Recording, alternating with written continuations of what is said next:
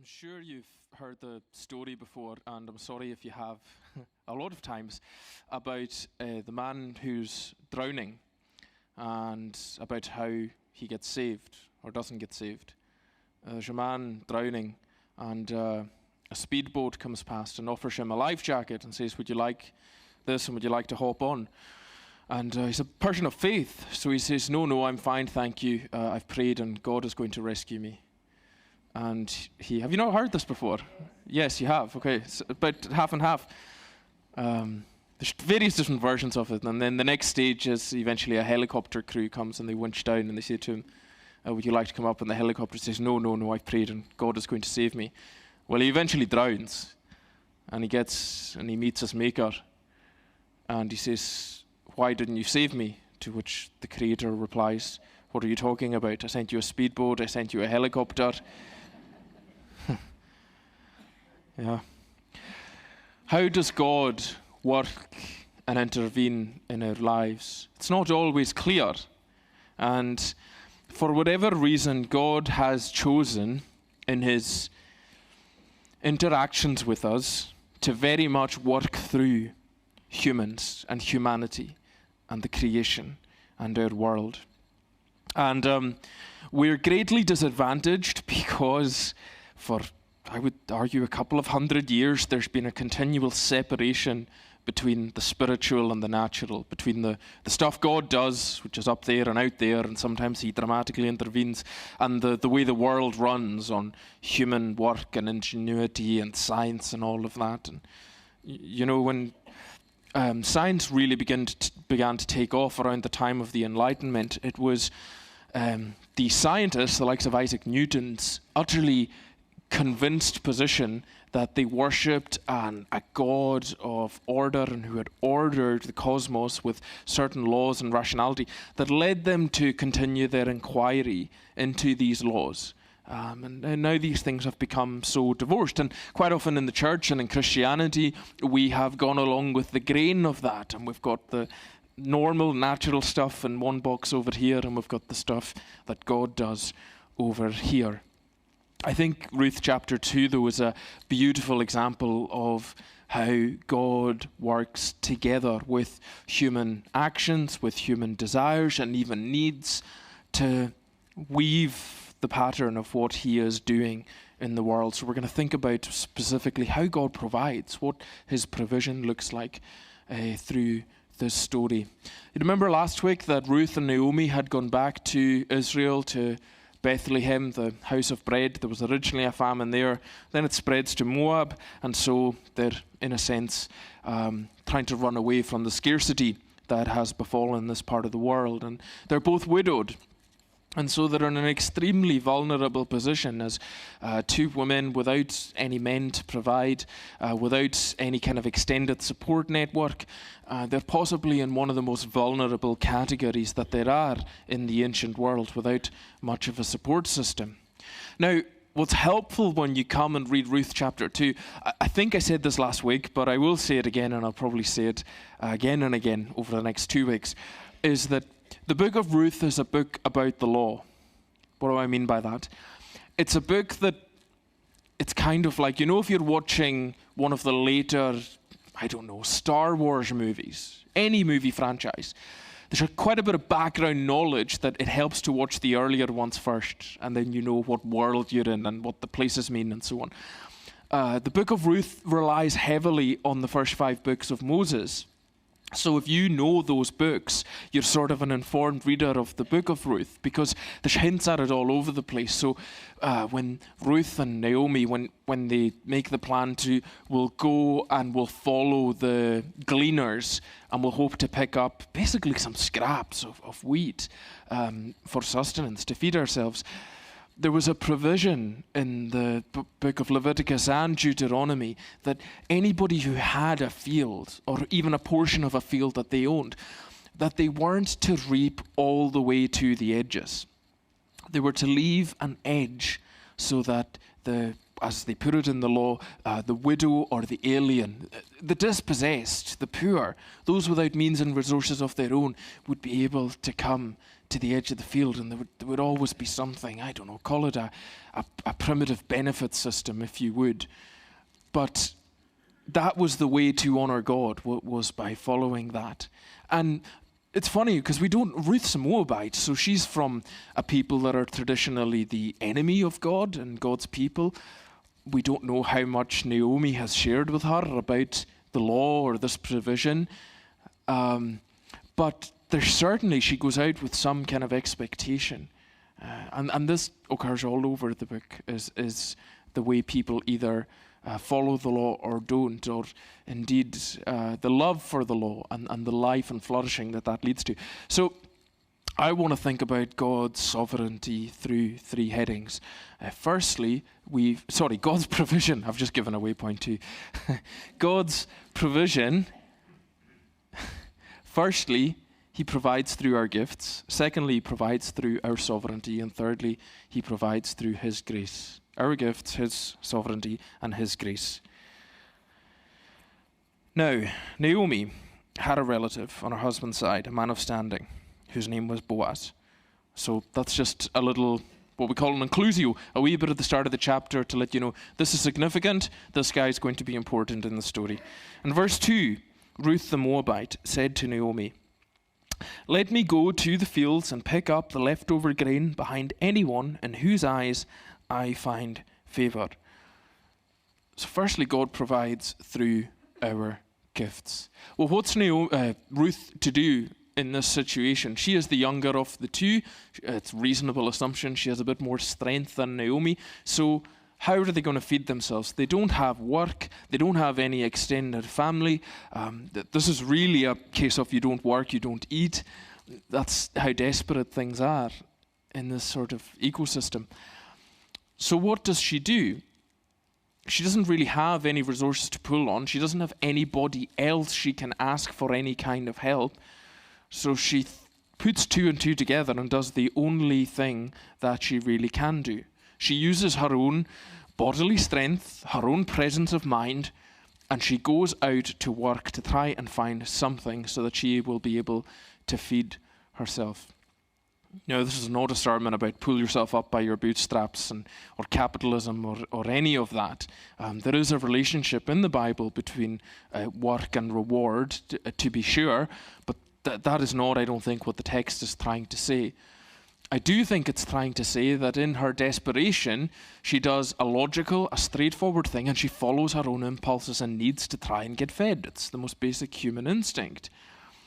But she does it with, I think, a good bit of faith, because, well, the way the writer puts it is, let me pick up the leftover grain behind anyone in whose eyes I find favor. Now, that word favor is often interchanged with grace. She's basically, as well as doing a bit of work on her own, she's acknowledging the fact that because of their desperate and fairly hopeless situation, that she is in need of some kind of help, that she needs to be a recipient of somebody else's favor. But she kind of goes out motivated by the fact that she might find that.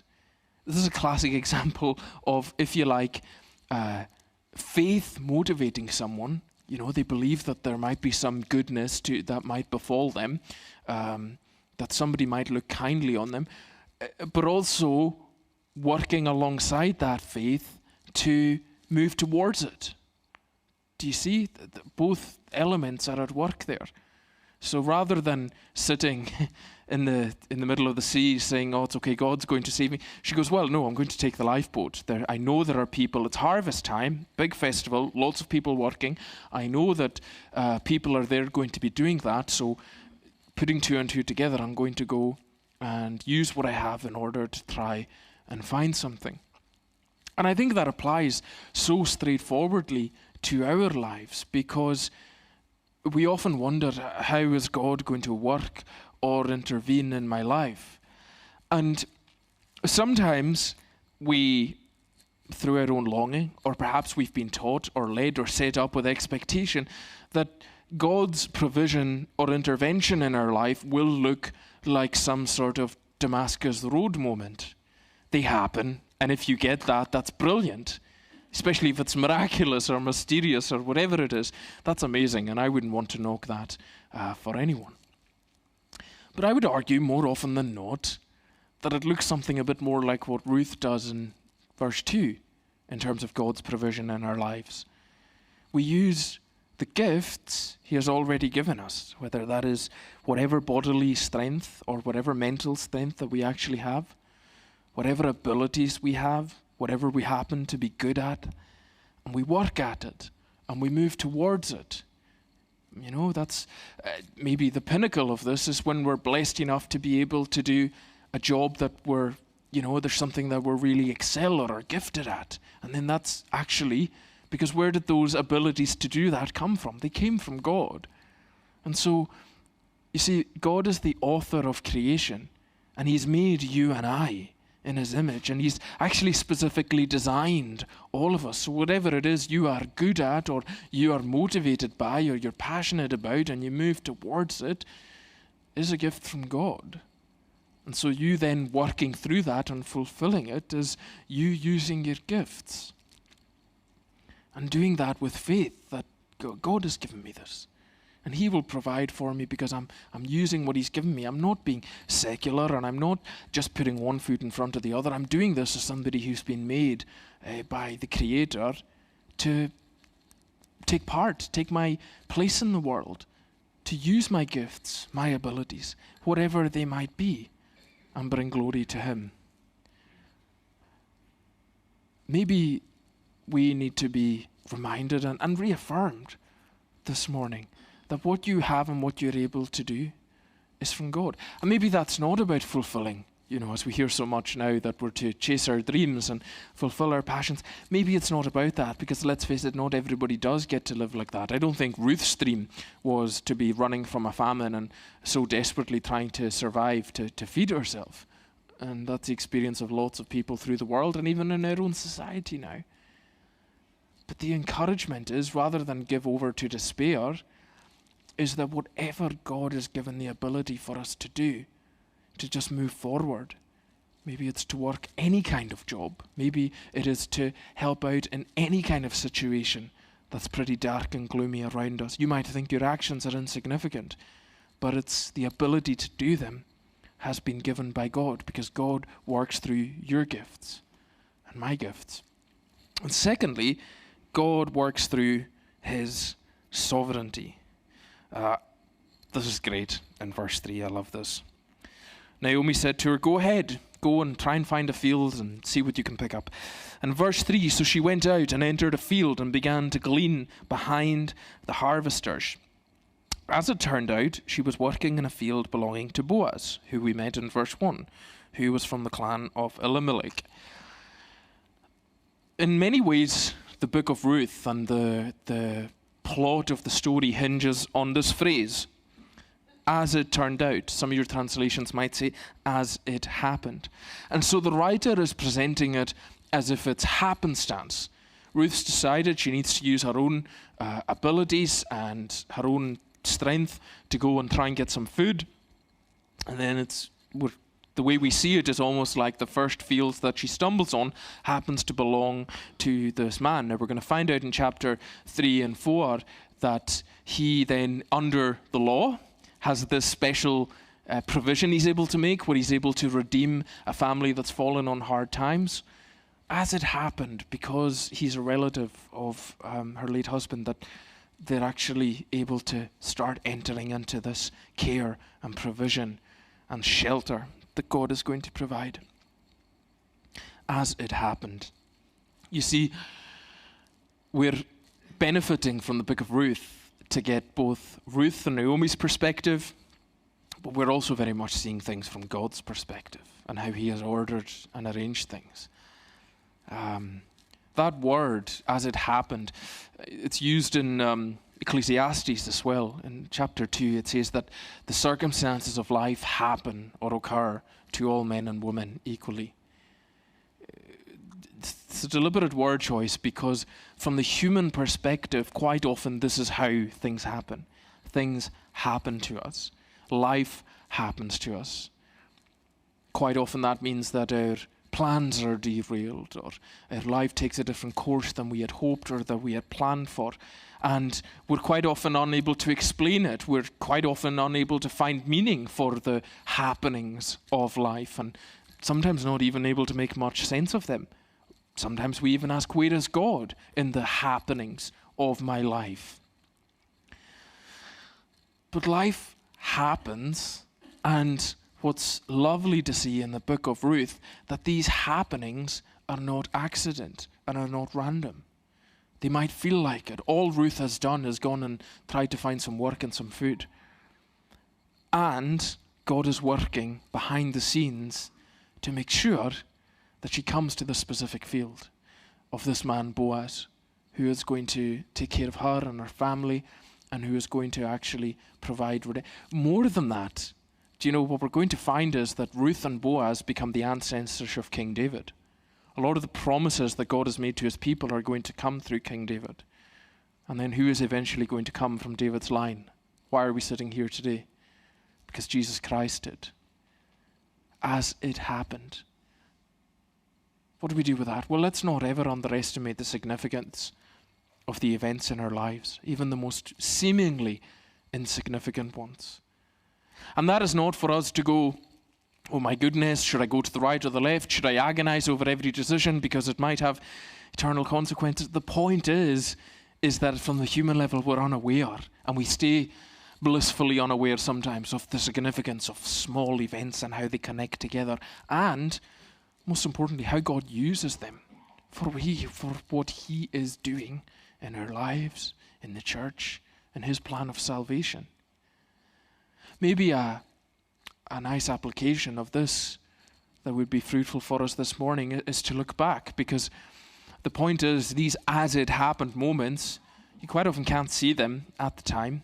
You definitely can't see them ahead of time with our limited human scope, but you can probably see them after the time. In fact, it's almost always looking back that you're able to see. What could you and I give thanks for this morning? What were your as it happened moments where when you look back, you happen to be somewhere or meeting someone or doing something, and God used that event in your life for your good and for his glory, and things have been better as a result? You might surprise yourself. You might have multiple of them as you look back, because when we are on this journey of faith with God, he provides through his sovereignty, working quite often quietly, even sometimes silently in the background to provide for his people. He works through our gifts, and he works through his sovereignty. And thirdly and lastly, he works through his grace. You remember that word that Ruth said? Ruth said to Naomi, let me go to the fields and pick up leftover grain. Behind anyone in whose eyes I find favor. I just found so much in that verse in verse 2 this week that I've based most of my thoughts on it. But she's looking for favor or grace. What is grace? It's goodness that we haven't earned in any way. You see, Ruth's not able to take part in things in a commensurate way. She's not really able to provide bang for buck labor. There's plenty of laborers already. She's not able to add anything. She's not really able to, if you like, sell herself and provide much value. So she is dependent on grace. And that's why I said this is not a story about a few. There was a social media influencer that went viral in the last year because they said something like, everyone is the same 24 hours in a day. So if you're poor and you don't have enough money or provision, then you're just not using your 24 hours properly. Now, she's fabulously wealthy and she's been on reality TV. And so she said that from a position of extreme privilege. And you and I both know that, especially if you are a single parent or you've lost your job or whatever it may be, that, or you're chronically ill, you do not have the same 24 hours as somebody who is materially secure, able-bodied, or perhaps doesn't have dependents who you're worried for. We don't all have the same 24 hours, and we aren't all given the same start and hand in life. And we've always got to bear that in mind, because the way we live out our Christian lives is supposed to be a reflection of the grace of God. And God shows us what His grace is like repeatedly over and over again in the Scriptures. It is giving people something that they couldn't otherwise get on their own, and that they can't even earn by taking part in any kind of system and playing any game. It's taking people onto the board game who couldn't even get onto it otherwise. And so she's looking for someone to show her favor, and Boaz finds out about her. She's made herself known. She's tried to give herself the best advantage she can. And what does Boaz do? Gives her security. In verse 9 he says, "Watch the field where the men are harvesting and follow along after the women, and I've told the men not to lay a hand on you." So this is also precarious, because at harvest time there was quite often a partying atmosphere, and quite often women in Ruth's position could easily have been taken advantage of. Boaz makes sure that can't happen. She's given security and protection. And then at mealtime, Boaz said to her, "Come over here, have some bread and dip it in the wine vinegar." And he sees that she's not just in need long term, but she's got a need today. It's probably a while since she's sat at anyone's table. So he invites her for table fellowship and blesses her with that. And then eventually he also sends her off with a ridiculous amount of extra grain for her and Naomi. She went out hoping and depending on finding some grace and some favor, for someone to show her some kindness she couldn't earn.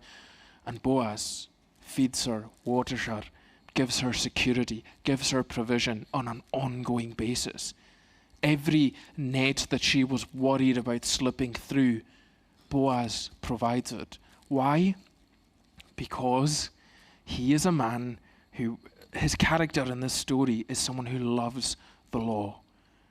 Because there's provisions in the law of God to make sure we take care of those who are dispossessed and fall on hard times, and they need food and they need water and clothing and shelter. That's all in Exodus, Leviticus and Deuteronomy. It's amazing.